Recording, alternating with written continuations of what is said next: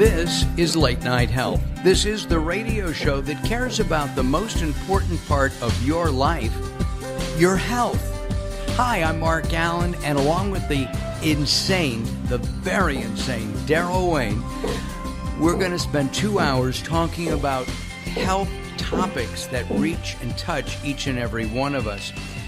During hour 2, Dr. Ron Fishbeck's going to be joining us. Ron and I have known each other for, I hate to say, about 35 years, maybe more. You were at our wedding. That's right.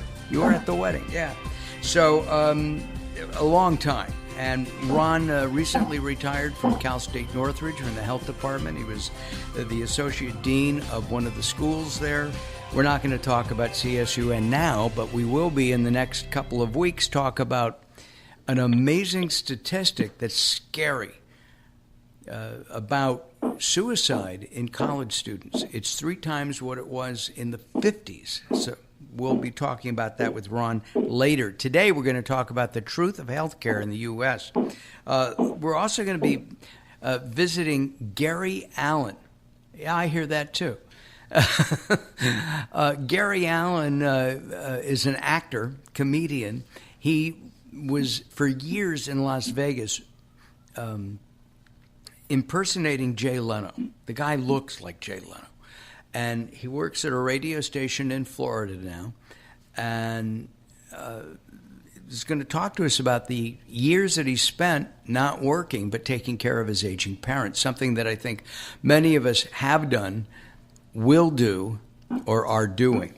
And this hour, we're going to spend some time with, of course, Robert Clancy, the author of The Hitchhiker's Guide to the Soul, Robert Williams, the author of Love is the Power, and the prettiest person on our show today is Vanessa Rissetto, and she is a nutritionist. And I guess you're a nutritionist to the stars, aren't you, Vanessa?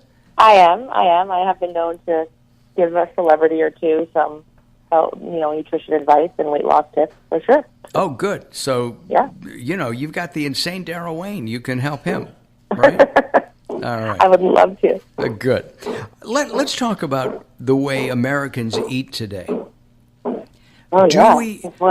Are we having construction done at your house?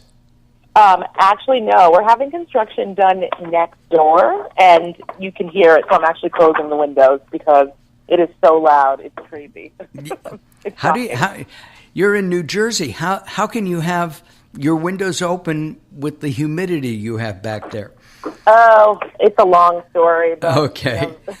Anyway, what I'm really curious about is, are we eating correctly in America today? I think that that's actually a really good question, interesting question.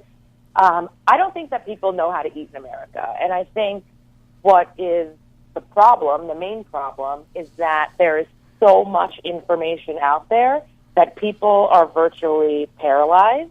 They don't know what is true and what isn't true. Everyone is trying to make nutrition something really sexy, right?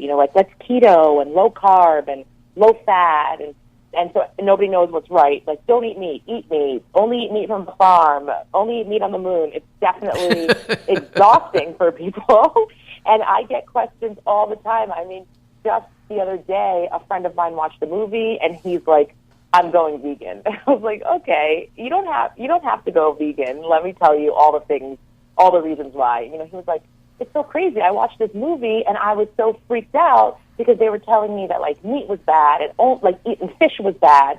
And I was like, "Yeah, but you have to remember that they also had an agenda too, which is to sell their movie. And so if you're not educated, like myself, I took biochemistry and organic chemistry, and I could watch these kinds of movies. And you pass these classes too. Exactly, I did at NYU with A's. I got A's. Wow, so, smart lady too. Yeah, so when I have that science background, so I could go back and think and say, okay, is that really right? Or when they say they've had 800 studies, really it was a meta-analysis, and there were only 9 studies that were viable. But the regular person doesn't know that, so they don't know what to do, and people are just trying to eat healthy, be thin, not get, any kind of chronic disease. And since there's so much out there for them, it's really time consuming and exhausting. The other day, yesterday, in fact, I was speaking to somebody who's appeared on our show, Lillian Lipson. Lillian's husband, Larry, spent 35 plus years as the restaurant critic for the Los Angeles Daily News. And we were talking about food, and I was telling her about some of the culinary adventures my wife and I have had recently. Mm-hmm. And she was telling me that they have nothing in Central Florida like that. That it's fast food, it's franchises, it's all the same. Don't we need those mom and pop restaurants back that made wonderful food from scratch? Well, those places are going to charge a lot of money because they are going to have fresh, wholesome ingredients. And people want everything bigger, better, and cheaper. Everybody wants to have something like, a 32-ounce steak, but they only want to pay $5 for it. Well, if that's the case, then you're not going to get this, the cow that was raised on, a beautiful, you're going to get an old milk cow for $5. Exactly. You're going to get somebody that was in a closet and wasn't able to move around and graze. And that's a reality. If you want to eat well, it's not cheap. And a lot of America, unfortunately, can't afford those quality ingredients. It's really sad. I was at Whole Foods yesterday because locally it's the only place I will buy fish. There are two places. Whole Foods is one, Gelson's is another. And I was there because they had a sale on coho salmon, fresh coho, wild-caught salmon. Mm-hmm. There was a mother in front of me with her two kids, and she asked the fish guy, how much should I buy for four of us, 2 adults and 2 small kids? And he laughed because he apparently gets the question every day. He said, what you're supposed to eat is 4 ounces of fish as an adult. Yeah. He said most adults want 6 to 8 ounces. Bigger adults want more. Right? And he said the kids are up in the air. If they like fish, that's great.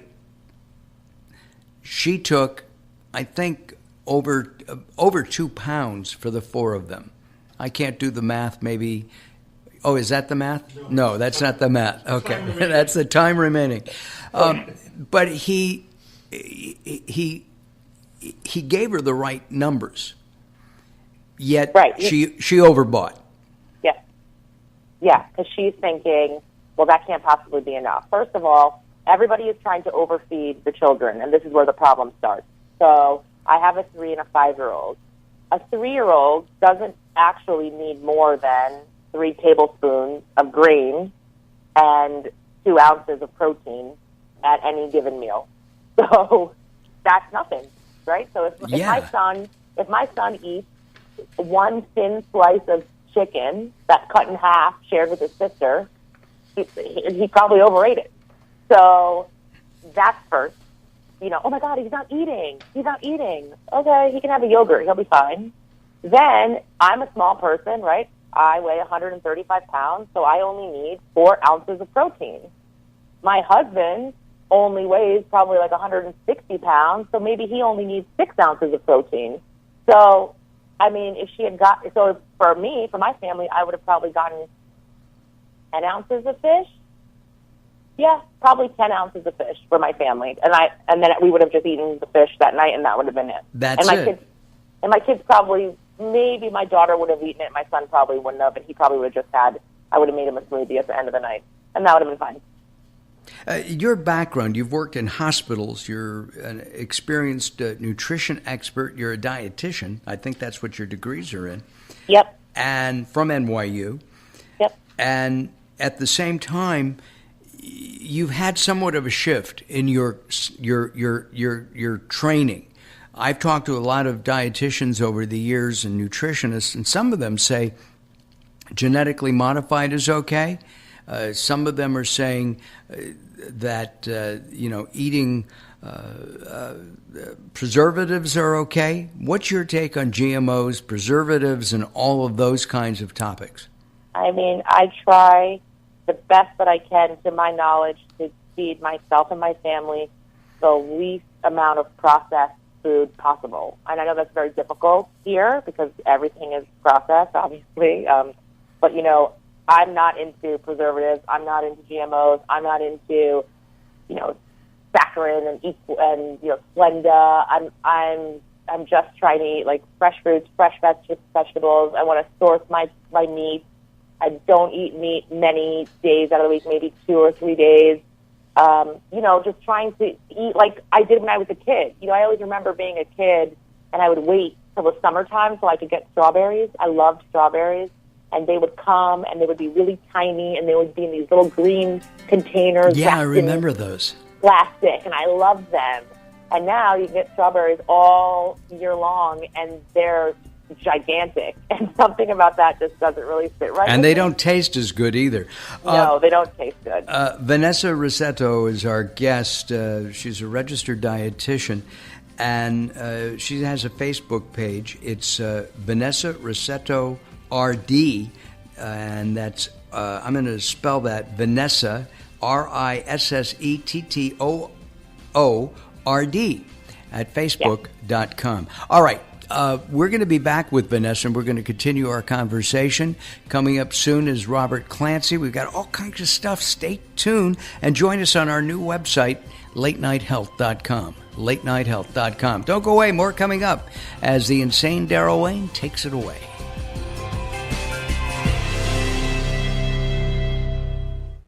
Welcome to Guide to the Soul. This is Robert Clancy. Although it's easy to draw a line in the sand, it's always worth the extra effort to draw from your heart. Hatred and anger are so easy to fall upon, especially when you become frustrated with someone. Love and forgiveness may take some work, but just look at the benefits. In the heat of the moment, you can easily say something regrettable, but you can also take a deep breath and think, is this worth the anguish? You can stand up and shout and protest against something you disagree with, but quite often, it's the quiet heart that speaks louder than any anger ever could. Tempered steel is strongest when it's been cooled. When you let anger pass you by, you will always return to a place of love. For more inspiration from Robert Clancy, visit guidetothesoul.com or go to the Moments with Robert page on latenighthealth.com. If you or someone you love suffers from drug addiction, now is the time to utilize your private health insurance PPO plan. If eligible, receive up to $30,000 or more in substance abuse benefits with low or no out-of-pocket cost. We are the National Treatment Network, the premier drug and alcohol treatment referral service operating 24/7. We help connect you with facilities nationwide that accepts PPO private health insurance for substance abuse. If you have PPO substance abuse coverage and you need immediate admittance to a medical detox or residential rehab treatment center, call us now. Call our live referral helpline today. The call is free. This program is not available to Medicare or Medicaid customers. Call 800-296-1252. 800-296-1252.